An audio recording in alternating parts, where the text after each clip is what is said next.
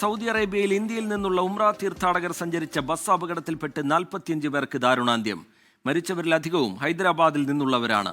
ദുരന്തത്തിൽ പ്രധാനമന്ത്രി ഉൾപ്പെടെയുള്ളവർ അനുശോചനം രേഖപ്പെടുത്തി. മക്കയിൽ നിന്നും മദീനയിലേക്ക് പുറപ്പെട്ട ഉംറ തീർത്ഥാടകരുടെ ബസ് ഡീസൽ ടാങ്കറുമായി കൂട്ടിയിടിച്ചാണ് ദാരുണമായ അപകടമുണ്ടായത്. ഇന്നലെ രാത്രി പ്രാദേശിക സമയം 11 മണിയോടെയായിരുന്നു സംഭവം. മക്കയിൽ നിന്ന് ചരിത്രസ്ഥലമായ ബദർ വഴി മദീനയിലേക്ക് പോകുമ്പോൾ മദീനയിലെത്തുന്നതിന് ഏകദേശം 160 കിലോമീറ്റർ മുമ്പ് മുഫ്രിഹാത്ത് എന്ന സ്ഥലത്ത് വച്ചാണ് അപകടമുണ്ടായത്. ഹൈദരാബാദിൽ നിന്നെത്തിയ തീർത്ഥാടകരായിരുന്നു യാത്രക്കാർ. ബസ്സിലുണ്ടായിരുന്ന 46 യാത്രക്കാരിൽ 45 പേരും മരിച്ചതായി ഹൈദരാബാദ് പോലീസ് കമ്മീഷണർ അടക്കമുള്ളവർ സ്ഥിരീകരിച്ചു. 24-കാരനായ മുഹമ്മദ് ഷുഹൈബ് എന്ന ഒരു തീർത്ഥാടകൻ മാത്രമാണ് അത്ഭുതകരമായി രക്ഷപ്പെട്ടത്. ഇദ്ദേഹം മദീനയിലെ സൗദി ജർമ്മൻ ആശുപത്രിയിൽ ചികിത്സയിലാണ്. മരിച്ചവരുടെ മൃതദേഹങ്ങൾ മദീനയിലെ കിങ് ഫഹദ്, കിങ് സൽമാൻ, മീഖാത്ത് എന്നീ ആശുപത്രികളിലാണുള്ളത്. മൃതദേഹങ്ങൾ പലതും തിരിച്ചറിയാൻ പറ്റാത്ത വിധം കത്തിക്കരിഞ്ഞു. ടാങ്കർ ലോറിയുമായുള്ള ഇടിയുടെ ആഘാതത്തിൽ ബസ്സിന് തീ പിടിച്ചത് മരണസംഖ്യ കൂടാൻ കാരണമായി. അപകടത്തെ തുടർന്ന് സൗദി അധികൃതർ ഉടൻ തന്നെ രക്ഷാപ്രവർത്തനം ആരംഭിച്ചു. മൃതദേഹങ്ങൾ തിരിച്ചറിയുന്നതിനും തുടർ നടപടികൾക്കുമായി ഇന്ത്യൻ എംബസി സൗദി അധികൃതരുമായി ചേർന്ന് പ്രവർത്തിച്ചു വരികയാണ്. ദുരന്തത്തിൽ പ്രധാനമന്ത്രി നരേന്ദ്രമോദി അടക്കം നിരവധി പേർ അനുശോചനം രേഖപ്പെടുത്തി. മരിച്ചവരുടെ കുടുംബങ്ങൾക്ക് എല്ലാ സഹായങ്ങളും എത്തിക്കാൻ നിർദ്ദേശം നൽകിയിട്ടുണ്ട്. സംഭവവുമായി ബന്ധപ്പെട്ട് ജിദ്ദയിലെ ഇന്ത്യൻ കോൺസുലേറ്റ് 24 മണിക്കൂറും പ്രവർത്തിക്കുന്ന കൺട്രോൾ റൂം തുറന്നിട്ടുണ്ട്. Indian consul general Fahad Ahmed Khan Suri ഉൾപ്പെടെയുള്ളവർ ആശുപത്രിയിലെത്തി. ജലീൽ കണമകലം, 24 ജിദ്ദ. ബംഗ്ലാദേശ് കലാപത്തിൽ മുൻ പ്രധാനമന്ത്രി ഷെയ്ഖ് ഹസീനയ്ക്ക് വധശിക്ഷ. 2024 നടന്ന വിദ്യാർത്ഥി പ്രക്ഷോഭങ്ങൾ അടിച്ചമർത്താൻ ഉത്തരവിട്ടതിലൂടെ ഷെയ്ഖ് ഹസീന മനുഷ്യത്വത്തിനെതിരായ കുറ്റകൃത്യങ്ങൾ ചെയ്തു എന്ന് കണ്ടെത്തിയാണ് ബംഗ്ലാദേശ് ഇന്റർനാഷണൽ ക്രൈംസ് ട്രൈബ്യൂണലിന്റെ വിധി. വിധി പക്ഷപാതപരവും രാഷ്ട്രീയ പ്രേരിതവുമാണെന്നായിരുന്നു ഷെയ്ഖ് ഹസീനയുടെ പ്രതികരണം. 1400 പേർ കൊല്ലപ്പെട്ട വിദ്യാർത്ഥി പ്രക്ഷോഭം അടിച്ചമർത്തുന്നതിലും കൊലപാതകങ്ങളിലും ഹസീനയ്ക്ക് പങ്കുണ്ടെന്ന പ്രോസിക്യൂഷൻ വാദം അംഗീകരിച്ചാണ് ട്രിബ്യൂണൽ വധശിക്ഷ വിധിച്ചത്. ധാക്കയിൽ പ്രതിഷേധക്കാരെ കൂട്ടക്കൊല ചെയ്യാൻ ഗൂഢാലോചന നടത്തുക, സാധാരണക്കാർക്കെതിരെ വെടിവെക്കാൻ ഹെലികോപ്റ്ററുകളും ഡ്രോണുകളും ഉപയോഗിക്കാൻ ഉത്തരവിടുക, വിദ്യാർത്ഥി പ്രവർത്തകൻ അബു സയ്യിദിനെ കൊലപ്പെടുത്തുക, തെളിവുകൾ നശിപ്പിക്കാനായി അശ്വലിയിൽ മൃതദേഹങ്ങൾ കത്തിക്കുക തുടങ്ങിയ കുറ്റങ്ങളാണ് ഹസീനയ്ക്കും കൂട്ടുപ്രതികൾക്കുമെതിരെ ചുമത്തിയിരുന്നത്. പ്രക്ഷോഭങ്ങൾക്കിടെ നടന്ന കൊലപാതകങ്ങളുടെ സൂത്രധാരനും പ്രധാന ശില്പിയുമാണ് ഹസീനയെന്നും ട്രിബ്യൂണൽ വിധിച്ചു. മുൻ ആഭ്യന്തരമന്ത്രിയും ട്രിബ്യൂണൽ വധശിക്ഷയ്ക്ക് വിധിച്ചു. ഹസീനയും ആഭ്യന്തരമന്ത്രി കമലും ഒളിച്ചോടിയവരായി കണക്കാക്കിയായിരുന്നു വിചാരണ. ഒളിച്ചോടിയത് കുറ്റം സമ്മതിക്കുന്നതിന് തുല്യമാണെന്ന് ട്രിബ്യൂണൽ നിരീക്ഷിച്ചു. സ്ഥാനമൊഴിഞ്ഞ ശേഷം ഇന്ത്യയിലേക്കാണ് ഷെയ്ഖ് ഹസീന അഭയം തേടിയത്. വിധി പക്ഷപാതപരവും രാഷ്ട്രീയ പ്രേരിതവുമെന്ന് ഹസീന പ്രതികരിച്ചു. ഹസീനയെ കുറ്റക്കാരിയായി പ്രഖ്യാപിച്ചതിനും വധശിക്ഷ വിധിച്ചതിനും പിന്നാലെ ധാക്ക യൂണിവേഴ്സിറ്റിയിൽ വിദ്യാർത്ഥികൾ ആഹ്ലാദ പ്രകടനം നടത്തി. വിധിക്ക് പിന്നാലെ അവാമി ലീഗ് രാജ്യത്തുടനീളം പ്രതിഷേധത്തിന് ആഹ്വാനം ചെയ്തിട്ടുണ്ട്. അക്രമ സംഭവങ്ങളിൽ ഏർപ്പെടുന്നവർക്കെതിരെ കണ്ടാലുടൻ വെടിവെക്കാൻ ധാക്ക പോലീസ് മേധാവി ഉത്തരവിട്ടിരുന്നു. പ്രധാനമന്ത്രി ഹസീനയെ തിരിച്ചയക്കണമെന്ന് നിലവിലെ ഇടക്കാല സർക്കാർ ഇന്ത്യയോട് ആവശ്യപ്പെട്ടിട്ടുണ്ട്. 24 ഡൽഹി. വായനയുടെ വിശാല ലോകത്തേക്ക് വെളിച്ചം വീശി ജിദ്ദ ലിറ്ററേച്ചർ എക്സ്പോയ്ക്ക് പ്രൗഢമായ തുടക്കം. വായനയുടെ ലോകത്തേക്ക് കൂടുതൽ ആളുകളെ ആകർഷിക്കുക എന്ന ലക്ഷ്യത്തോടെയാണ് ഫോക്കസ് ഇന്റർനാഷണൽ ജിദ്ദ ഡിവിഷൻ 2 മാസം നീണ്ടു നിൽക്കുന്ന ലിറ്റ് എക്സ്പോ നടത്തുന്നത്. ഉദ്ഘാടനം Jeddah media forum president Jaleel Kannamangalam നിർവഹിച്ചു. ജനുവരിയിൽ നടക്കുന്ന 3ാമത് ബുക്ക് ഹരാജോടെയാണ് ലിറ്റ് എക്സ്പോ സമാപിക്കുക. സലാഹ് കാരാടന്റെ അധ്യക്ഷതയിൽ ചേർന്ന ഉദ്ഘാടന പരിപാടിയിൽ ജിദ്ദയിലെ വിവിധ വായനാക്കൂട്ടങ്ങളെ പ്രതിനിധീകരിച്ച് റഫീഖ് പൊരുൾ, സാക്കിർ ഹുസൈൻ എടവണ്ണ, ഷാജു അത്താണിക്കൽ, ഷിഹാബ് കരുവാരക്കുണ്ട്, ബഷീർ വള്ളിക്കുന്ന്, അബ്ദുൽ ഗഫൂർ വളപ്പൻ, പ്രിൻസാദ് പാറായി എന്നിവർ സംസാരിച്ചു. ഫോക്കസ് ജിദ്ദ ഭാരവാഹികളായ ഷഫീഖ് പട്ടാമ്പി സ്വാഗതവും റഷാദ് കരുമാര നന്ദിയും പറഞ്ഞു.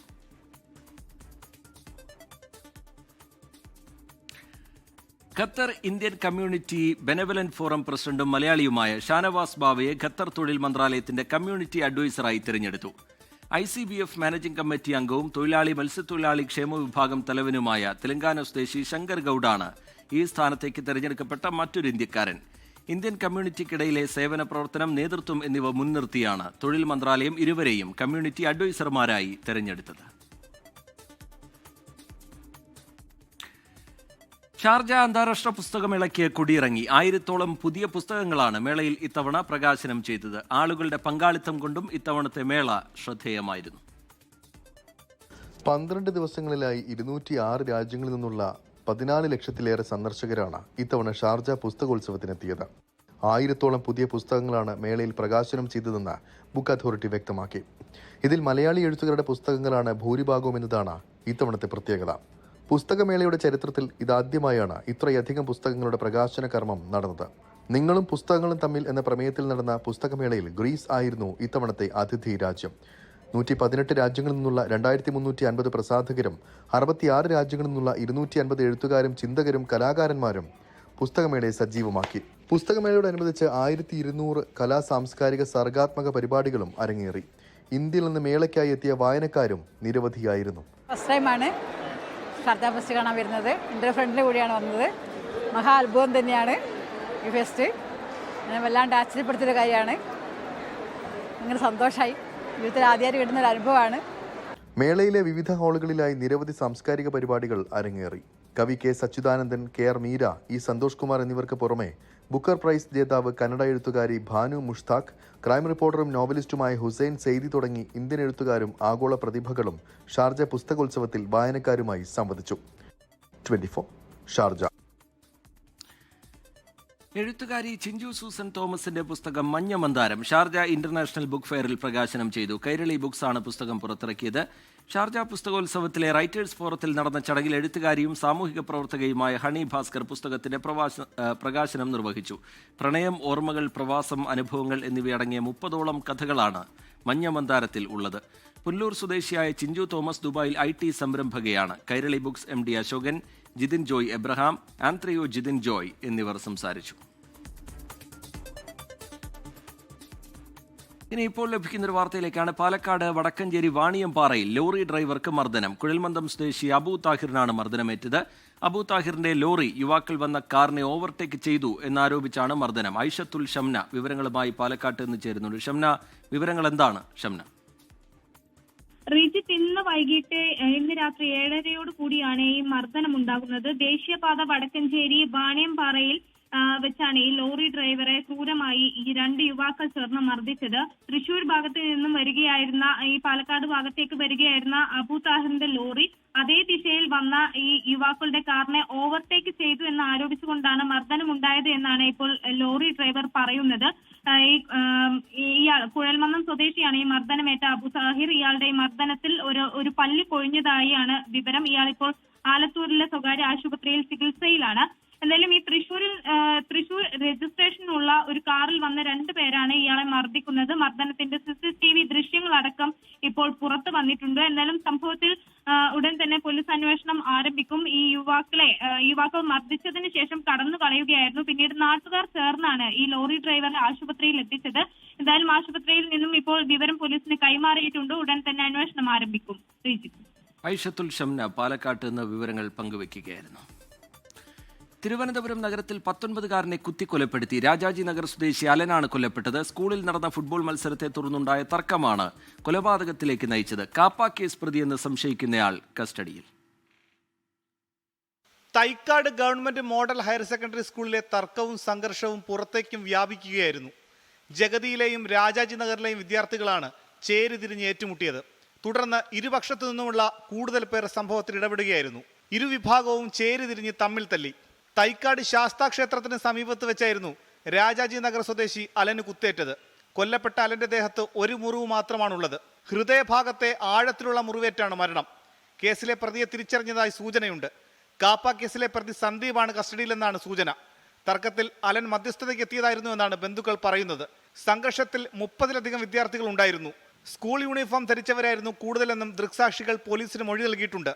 24 തിരുവനന്തപുരം. കോഴിക്കോട് കോൺഗ്രസിന് അപ്രതീക്ഷിത തിരിച്ചടി. കോർപ്പറേഷൻ മേയർ സ്ഥാനാർത്ഥി VM വിനുവിന്റെ പേര് വോട്ടർ പട്ടികയിലില്ല. വിനുവിന്റെ പേര് നീക്കിയതിന് പിന്നിൽ ഗൂഢാലോചനയെന്ന് DCC president advocate K Praveenkumar ആരോപിച്ചു. നീതി കിട്ടാൻ ഹൈക്കോടതിയെ സമീപിക്കുമെന്ന് VM വിനു പ്രതികരിച്ചു. പുതുക്കിയ വോട്ടർ പട്ടിക പ്രസിദ്ധീകരിച്ചപ്പോഴാണ് കല്ലായി ഡിവിഷനിൽ നിന്നുള്ള UDFന്റെ മേയർ സ്ഥാനാർത്ഥി സംവിധായകൻ VM വിനുവിന്റെ പേര് പട്ടികയിലില്ലെന്ന് വ്യക്തമായത്. കഴിഞ്ഞ 18 വർഷമായി മലാപ്പറമ്പ് വാർഡിലെ സ്ഥിര താമസക്കാരനാണ് VM വിനു. വിനുവിന്റെ പേര് നീക്കിയതിനു പിന്നിൽ കൃത്യമായ ഗൂഢാലോചന നടന്നിട്ടുണ്ടെന്ന് DCC president advocate K. Praveen Kumar ആരോപിച്ചു. ഇതൊരു കോൺസ്പിറസി തന്നെയാണ്. അതായത് ഞങ്ങൾ ജില്ലാ കോൺഗ്രസ് കമ്മിറ്റി തുടക്കം മുതൽ പറഞ്ഞു വരുന്ന വോട്ടർ പട്ടികയിലെ കൃത്രിമത്തിന്റെ ഏറ്റവും പ്രത്യക്ഷമായ ഉദാഹരണം തന്നെയാണ് ഈ സംഭവം. ഇതിപ്പോൾ ഞങ്ങൾ ഇന്നതാ നാളെ ത്വരിതഗതിയിൽ പരിശോധിക്കാൻ പോവുക. ഞങ്ങൾ കുറേ സ്ഥാനാർത്ഥികൾ പ്രഖ്യാപിച്ചിട്ടുണ്ട്. ഇവിടുത്തെ നേതാക്കളുണ്ട്. ഇത്രയും ജനാധിപത്യ ശക്തമായ ഒരു രാജ്യത്ത് 18 വയസ്സുകാരുടെ വോട്ടർ കാരണമില്ലാതെ തള്ളൂ എന്ന് സ്വപ്നത്തിൽ കരുതാൻ സാധിക്കുമോ? ജനാധിപത്യ രാജ്യത്തെ പൗരൻ എന്നുള്ള നിലയ്ക്ക് തന്റെ അവകാശമാണ് ഹനിക്കപ്പെട്ടതെന്നും വോട്ട് പുനഃസ്ഥാപിക്കാൻ ഏതറ്റം വരെയും പോകുമെന്നും VM വിനു പ്രതികരിച്ചു. ഈ ഒരു പ്രശ്നം വന്നപ്പോൾ ഞാൻ വിചാരിക്കും ലക്ഷക്കണക്കിന് ബീഹാറിലെ ജനങ്ങളുടെ വോട്ട് നഷ്ടപ്പെട്ടു പോയവരുടെ വിഷമം എന്തായിരിക്കും? ഇതൊരു ജനാധിപത്യ രാജ്യമാണോ എന്നാണ് എനിക്ക് ചോദിക്കാനുള്ളത്. ഈ വോട്ട് നിഷേധം എന്ന് പറയുന്ന ജനാധിപത്യത്തിന് നേർക്കുള്ള ഒരു വെല്ലുവിളിയായിട്ടാണ് ഞാൻ കണക്കാക്കുന്നത്. ഞാൻ എത്ര വർഷമായിട്ട് വോട്ട് ചെയ്യുന്നത്. അപ്പോൾ എല്ലാ തെരഞ്ഞെടുപ്പിൻ്റെ സമയത്തും എനിക്ക് വോട്ടുണ്ടോ എന്ന് പറഞ്ഞാൽ എനിക്ക് തിരഞ്ഞെടുക്കേണ്ട കാര്യമില്ല. കാരണം ഞാൻ ഇവിടുത്തെ പൗരനാണ്. എൻ്റെ അവകാശമാണിത്. സംഭവത്തിൽ നാളെ ഹൈക്കോടതിയെ സമീപിക്കാനാണ് കോൺഗ്രസ് നീക്കം. നേതാക്കളുടെയും അനുഭാവികളുടെയും വോട്ട് നീക്കപ്പെട്ടിട്ടുണ്ടോ എന്ന വ്യാപക പരിശോധനയും നാളെ മുതൽ നടക്കും. 24 കോഴിക്കോട്. തിരുവനന്തപുരം കോർപ്പറേഷൻ മുട്ടട വാർഡിലെ UDF സ്ഥാനാർത്ഥി വൈഷ്ണ സുരേഷിന്റെ പേര് വോട്ടർ പട്ടികയിൽ നിന്ന് വെട്ടിയത് നീതികേടെന്ന് ഹൈക്കോടതി. വൈഷ്ണ സുരേഷ് നൽകിയ ഹർജിയിലാണ് കോടതിയുടെ വിമർശനം. സാങ്കേതികത്വത്തിന്റെ പേരിൽ വൈഷ്ണയ്ക്ക് സ്ഥാനാർത്ഥിത്വം നിഷേധിക്കപ്പെടരുതെന്ന് കോടതി വ്യക്തമാക്കി. 24-കാരി തെരഞ്ഞെടുപ്പിൽ മത്സരിക്കാനെത്തുമ്പോൾ ഇങ്ങനെയാണോ ചെയ്യേണ്ടത് എന്ന് കോടതിയുടെ ആദ്യ ചോദ്യം. വെറും രാഷ്ട്രീയം കളിക്കരുത്. മറ്റെല്ലാ രേഖകളിൽ വൈഷ്ണയുടെ വിലാസം ഒന്നാണ്. കേവലം സാങ്കേതികത്വം പറഞ്ഞ് സ്ഥാനാർത്ഥിത്വം നിരസിക്കരുതെന്ന് തെരഞ്ഞെടുപ്പ് കമ്മീഷനോട് കോടതി പറഞ്ഞു. 19-ാം തീയതിക്ക് മുമ്പ് വിഷയത്തിൽ തീരുമാനമെടുക്കണമെന്നും കോടതി നിരീക്ഷണത്തിൽ വൈഷ്ണയുടെ പ്രതികരണം ഇങ്ങനെ: അനുകൂലമായിട്ടൊരു വിധി വരും തന്നെയാണ് പ്രതീക്ഷ. കാരണം സത്യം ജയിക്കും എന്നുള്ളതാണല്ലോ നമ്മളെല്ലാവരും വിശ്വസിക്കുന്നത്. അപ്പോൾ ആ രീതിക്ക് നമുക്ക് അനുകൂലമായിട്ടുള്ളൊരു വിധി തന്നെ വരും എന്ന് പ്രതീക്ഷിക്കുന്നു. കോടതിയിൽ ബഹുമാനപ്പെട്ട കോടതിയിൽ പൂർണ്ണ വിശ്വാസം ഉണ്ട്. വൈഷ്ണയുടെ വോട്ട് വെട്ടിയതിന് പിന്നിൽ CPIM-ന് പങ്കില്ലെന്ന് തിരുവനന്തപുരം ജില്ലാ സെക്രട്ടറി V. ജോയ് MLA. മുട്ടടയിലെ വോട്ട് ഇല്ലാതായതുമായി ബന്ധപ്പെട്ട് CPIM-ന് ഒരു പങ്കും അക്കാര്യത്തിൽ ഇല്ല. ഇവർ പറയുന്ന വീട് ഇവരുടെ സ്വന്തമായ വീടല്ല. ആ വീട്ടിന്റെ ഉടമസ്ഥൻ ഇന്ത്യക്ക് പുറത്താണ്. മുട്ടട ഞങ്ങളുടെ സിറ്റിംഗ് വാർഡാണ്. കേസിൽ പരാതിക്കാരനെ കക്ഷി ചേർത്തിട്ടുണ്ട്. വൈഷ്ണയുടെ ഹർജി 20-ാം തീയതി വീണ്ടും പരിഗണിക്കും. 24 കൊച്ചി. തിരുവനന്തപുരം നെടുമങ്ങാട് നഗരസഭയിൽ സ്ഥാനാർത്ഥിത്വം നിഷേധിച്ചതിന്റെ പേരിൽ ആത്മഹത്യയ്ക്ക് ശ്രമിച്ച മഹിളാ മോർച്ച നേതാവിന് സീറ്റ് നൽകി BJP. പരങ്ങോട്ടിലെ വാർഡിൽ ശാലിനി സനിൽ തന്നെ മത്സരിക്കും. അതേസമയം തിരുവനന്തപുരത്ത് ജീവനൊടുക്കിയ RSS പ്രവർത്തകൻ ആനന്ദ് K. തമ്പിയുടെ ആത്മഹത്യാക്കുറിപ്പിൽ പരാമർശമുള്ള BJP RSS നേതാക്കളെ ചോദ്യം ചെയ്യാനാണ് പോലീസിന്റെ നീക്കം. സ്ഥാനാർത്ഥിത്വം നിഷേധിക്കപ്പെടുമെന്ന ആശങ്കയിലും പ്രാദേശിക RSS നേതാക്കൾ മോശമായി ചിത്രീകരിച്ചതിന്റെ മനോവിഷമത്തിലും കഴിഞ്ഞ ദിവസമാണ് മഹിളാ മോർച്ച നേതാവ് ശാലിനി സനിൽ ആത്മഹത്യക്ക് ശ്രമിച്ചത്. വാർഡിൽ ശാലിനിക്ക് പകരം മറ്റൊരു സ്ഥാനാർത്ഥിയെ നിർത്തുന്നുവെന്ന സൂചനകളുണ്ടായിരുന്നു. സംഭവം വിവാദമായതോടെ കൂടിയാലോചനകൾക്ക് ശേഷം പനങ്ങോട്ടേല വാർഡിൽ ശാലിനിയെ BJP സ്ഥാനാർത്ഥിയാക്കി. അതറിഞ്ഞത് സന്തോഷമുണ്ട്. എന്നെ അറിയുന്ന എൻ്റെ പാർട്ടി പ്രവർത്തകരും എന്നെ അറിയുന്ന എൻ്റെ സംഘ സുഹൃത്തുക്കളും എന്നോടൊപ്പം കാണുമെന്ന് എനിക്ക് 100% ഉറപ്പുണ്ടായിരുന്നു. അതുകൊണ്ട് തന്നെ ഇതറിഞ്ഞതിൽ എനിക്ക് സന്തോഷം. അതേസമയം സ്ഥാനാർത്ഥിത്വം നിഷേധിച്ചതിൽ തിരുവനന്തപുരം തൃക്കണ്ണാപുരത്ത് ജീവനൊടുക്കിയ ആനന്ദ് K. തമ്പിയുടെ ആത്മഹത്യാക്കുറിപ്പിൽ പരാമർശമുള്ള RSS BJP നേതാക്കളെ ചോദ്യം ചെയ്തേക്കും. മന്ത്രി V. ശിവൻകുട്ടിയും CPIM നേതാക്കളും ഇന്ന് ആനന്ദിന്റെ വീട്ടിലെത്തി. 24 തിരുവനന്തപുരം. കണ്ണൂർ ഏറ്റുകുടുക്കയിൽ ആത്മഹത്യ ചെയ്ത BLO അനീഷ് ജോർജിനെ CPIM ബൂത്ത് ലെവൽ ഏജന്റ് ഭീഷണിപ്പെടുത്തിയെന്ന് സൂചിപ്പിക്കുന്ന ഓഡിയോ സന്ദേശം പുറത്ത്. കോൺഗ്രസ് BLAയെ SIR ഫോം വിതരണം ചെയ്യാൻ വീടുകളിലേക്ക് കൊണ്ടുപോകരുതെന്ന് ഭീഷണിപ്പെടുത്തിയതായാണ് ഫോൺ റെക്കോർഡിൽ ഉള്ളത്. അനീഷിന്റെ ആത്മഹത്യയ്ക്ക് പിന്നിൽ CPIM-ന് പങ്കുണ്ടെന്ന് പ്രതിപക്ഷ നേതാവ് VD സതീശൻ ആരോപിച്ചു.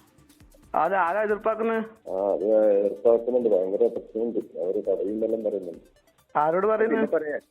പിന്നെ പറയാ. അതെ, അല്ല അത് ശരിയല്ലല്ലോ. ഞാൻ BLA, നിങ്ങൾ BLO അല്ലേ? അപ്പൊ പിന്നെ നിങ്ങൾക്ക് പോകുമ്പോ എന്നെ വിളിക്കട്ടെ, നിങ്ങൾ ഇടമല്ലേ?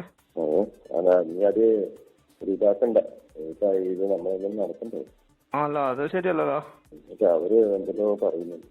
ആത്മഹത്യ ചെയ്ത BLO അനീഷ് ജോർജും കോൺഗ്രസിന്റെ ബൂത്ത് ലെവൽ ഏജന്റ് വൈശാഖും തമ്മിലുള്ള ഫോൺ സംഭാഷണമാണിത്. അനീഷും വൈശാഖും CPM-ന്റെ BLAയും ചേർന്നാണ് വീടുകളിൽ SIR-ന്റെ ഫോം നൽകാൻ പോയിരുന്നത്. എന്നാൽ പിന്നീട് വൈശാഖിനോട് തന്റെ ഒപ്പം വരേണ്ട എന്ന് അനീഷ് പറഞ്ഞു. ഇതിന് കാരണം തിരക്കിയപ്പോഴാണ് CPM BLA റഫീഖ് തന്നെ ഭീഷണിപ്പെടുത്തിയെന്ന് അനീഷ് പറയുന്നത്.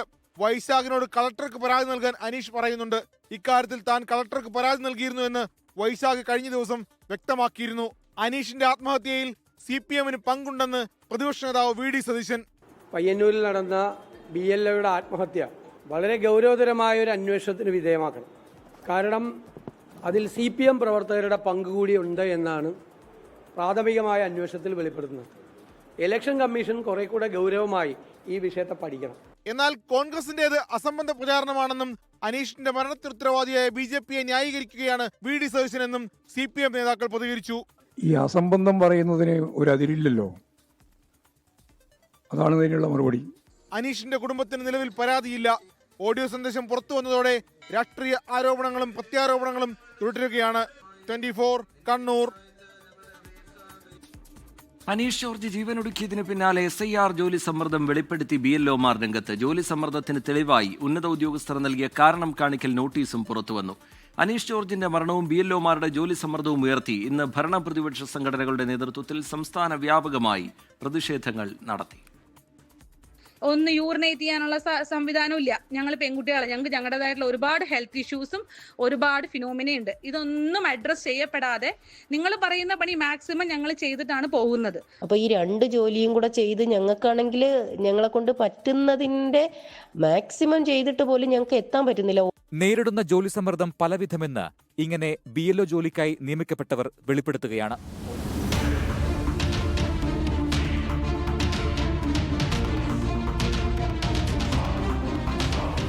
SIR എന്യൂമറേഷൻ ഫോം വിതരണം കൃത്യമായി നടപ്പാക്കില്ലെന്നാരോപിച്ച് പലയിടത്തും BLOമാർക്ക് കാരണം കാണിക്കൽ നോട്ടീസും ലഭിച്ചു. ടാർഗറ്റ് നിശ്ചയിച്ച് മേലുദ്യോഗസ്ഥരുടെ ഭീഷണി വേറെ.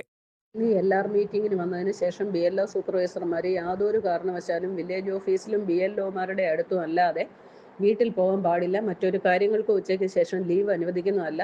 200-ൽ കുറഞ്ഞ എന്യൂമറേഷൻ ഫോം ഡിസ്ട്രിബ്യൂഷൻ ഒരു BLOയ്ക്കും അനുവദിക്കുന്നതല്ല.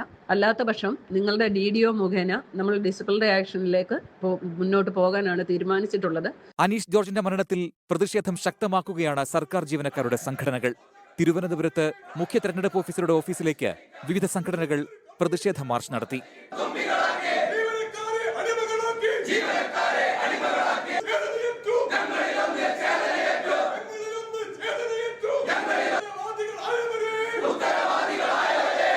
SIR നടപടികൾ നിർത്തിവെക്കണമെന്നാവശ്യപ്പെട്ട് മുസ്ലിം ലീഗ് സുപ്രീംകോടതിയെ സമീപിച്ചു. സുപ്രീംകോടതിയെ സമീപിക്കുമെന്ന് കോൺഗ്രസും വ്യക്തമാക്കി. 24 കണ്ണൂർ.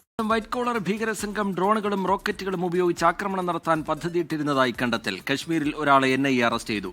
ബോംബിന് വൈറ്റ് കോളർ സംഘം ബിരിയാണി എന്ന കോഡാണ് ഉപയോഗിച്ചിരുന്നത്. കുറ്റവാളികളെ ഏത് പാതാളത്തിൽ ഒളിച്ചാലും പിടികൂടുമെന്ന് കേന്ദ്ര ആഭ്യന്തരമന്ത്രി അമിത്ഷാ വ്യക്തമാക്കി. അതിനിടെ ഡൽഹി ചെങ്കോട്ട സ്ഫോടനത്തിൽ മരിച്ചവരുടെ എണ്ണം 15ആയി.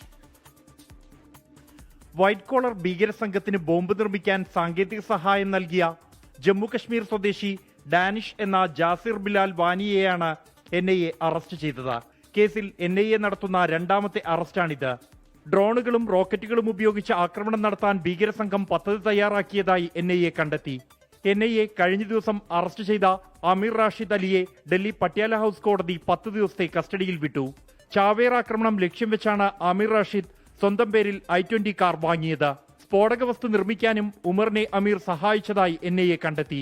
വൈറ്റ് കോളർ സംഘം ആശയവിനിമയത്തിന് ടെലിഗ്രാം ആപ്പാണ് ഉപയോഗിച്ചത്. കോഡ് ഭാഷയിലായിരുന്നു ആശയവിനിമയം. സ്ഫോടക വസ്തുവിന് ഉപയോഗിച്ച കോഡ് ബിരിയാണി എന്നും ആക്രമണ പദ്ധതിക്ക് നൽകിയ കോഡ് വിരുന്ന് എന്നർത്ഥമുള്ള ഹിന്ദി വാക്ക് ദാവത്ത് എന്നുമാണെന്നും NIA-യുടെ റിമാൻഡ് റിപ്പോർട്ടിൽ പറയുന്നു. കുറ്റവാളികൾ ഏത് പാതാളത്തിൽ ഒളിച്ചാലും കണ്ടെത്തി നിയമത്തിനു മുന്നിൽ കൊണ്ടുവരുമെന്ന് ആഭ്യന്തരമന്ത്രി അമിത്ഷാ. UGCയും NAC-ഉം ചൂണ്ടിക്കാണിച്ച തട്ടിപ്പുകളും ക്രമക്കേടുകളും സംബന്ധിച്ച അന്വേഷണത്തിനായി അൽഫലാവ് യൂണിവേഴ്സിറ്റി ചെയർമാൻ ജാവേദ് അഹമ്മദ് സിദ്ദിഖിയെ ഡൽഹി പോലീസ് ക്രൈംബ്രാഞ്ച് വിളിച്ചുവരുത്തി. 24 ഡൽഹി. ശബരിമല സ്വർണ്ണക്കൊള്ളയിൽ സന്നിധാനത്ത് പ്രത്യേക അന്വേഷണ സംഘത്തിന്റെ തെളിവ് ശേഖരണം. ശാസ്ത്രീയ പരിശോധനയ്ക്കായി ശ്രീകോവിലെ സ്വർണ്ണപ്പാളികൾ അഴിച്ചെടുത്തു. ഉണ്ണികൃഷ്ണൻ പോറ്റി അറ്റകുറ്റപ്പണിക്ക് ശേഷം തിരികെ എത്തിച്ചത് പഴയ പാളികൾ തന്നെയാണോ? സ്വർണത്തിൽ എത്ര കുറവ് വന്നു എന്നീ കാര്യങ്ങളാണ് SIT പരിശോധിക്കുന്നത്. ശബരിമല സ്വർണ്ണക്കൊള്ളയിൽ നിർണായക ശാസ്ത്രീയ പരിശോധനയാണ് ഇന്ന് സന്നിധാനത്ത് നടന്നത്. ഉച്ചയ്ക്ക് 1 മണിയോടെ SP ശശിധരന്റെ നേതൃത്വത്തിലുള്ള SIT സംഘം ശ്രീകോവിലെത്തി. ശ്രീകോവിലിന്റെ 3 വശങ്ങളിലെ തൂണുകളിലെ സ്വർണ്ണപ്പാളികളാണ് ആദ്യം അഴിച്ചു പരിശോധിച്ചത്. തുടർന്ന് കട്ടിളയിലെ സ്വർണ്ണപ്പാളികളും ദ്വാരപാലക ശില്പത്തിലെ പീഠവും പരിശോധനയ്ക്കായി ശേഖരിച്ചു. സ്വർണ്ണപ്പാളികളുടെ അളവും തൂക്കവും ഗുണനിലവാരവുമാണ് പരിശോധിക്കുന്നത്. 2019 ഉണ്ണികൃഷ്ണൻ പോറ്റി അറ്റകുറ്റപ്പണിക്ക് കൊണ്ടുപോയ അതേ സ്വർണ്ണപ്പാളി തന്നെയാണോ തിരിച്ചെത്തിച്ചത് എന്നതിലാണ് ശാസ്ത്രീയ പരിശോധന. ഹൈക്കോടതിയിൽ ഇടക്കാല റിപ്പോർട്ട് നൽകുമ്പോൾ ശാസ്ത്രീയ പരിശോധനാ ഫലം കൂടി അന്വേഷണ സംഘം അറിയിക്കും. അതേസമയം കേസിൽ ദേവസ്വം ബോർഡ് മുൻ പ്രസിഡന്റ് A. പത്മകുമാറിന് കുരുക്ക് മുറുകുകയാണ്. ഉണ്ണികൃഷ്ണൻ പോറ്റിയെ സഹായിക്കാൻ A. പത്മകുമാർ നിർബന്ധിച്ചെന്നാണ് പ്രത്യേക അന്വേഷണ സംഘത്തിന് ദേവസ്വം ജീവനക്കാർ മൊഴി നൽകിയത്. കേസിലെ FIR ആവശ്യപ്പെട്ട ED നൽകിയ ഹർജി ചീഫ് ജസ്റ്റിസിന്റെ പരിഗണനയ്ക്ക് വിട്ടു. വിവിധ ബ്യൂറോകൾക്കൊപ്പം 24 സന്നിധാനം. ഈ റിപ്പോർട്ടോടെ ഗൾഫ് ടുഡേ പൂർത്തിയാവുകയാണ്. നമസ്കാരം. ലോകത്തെവിടെയായാലും ഏത് സമയത്തും 24 വാർത്തകളും ഓഗ്മെന്റഡ് റിയാലിറ്റി പാക്കേജുകളും എക്സ്പ്ലെയിനറുകളും വിശദമായി കാണാൻ ഞങ്ങളുടെ യൂട്യൂബ് ചാനൽ നിങ്ങൾക്ക് സബ്സ്ക്രൈബ് ചെയ്യാം.